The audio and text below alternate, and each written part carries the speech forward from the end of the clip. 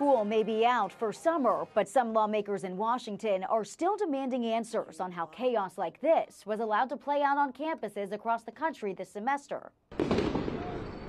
This was the University of California, Los Angeles earlier this month, when dueling protests between pro-Palestine and pro-Israel students turned violent. We tried very hard to find an off-ramp for student protesters so they could leave the encampment. Wasn't to be. Safety became an issue for the whole community. UCLA's chancellor is the latest college leader to be grilled by lawmakers, along with the heads of Northwestern and Rutgers, schools that ultimately made concessions to pro-Palestine protesters. Jewish and Israeli students were not consulted.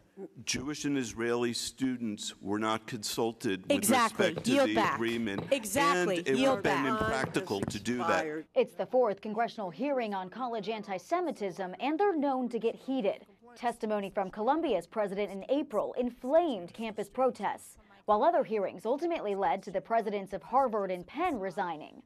Those who are in charge of universities, who negotiate with pro-terror protesters, are not doing their jobs. Republicans are mostly driving this effort, while some Democrats say it's just adding fuel to the fire. Complaining about a problem is not a solution. It certainly riles people up, generates a lot of media coverage, but it doesn't solve anything. On Wednesday, UCLA reassigned its police chief as the school begins investigating its response to the campus protests.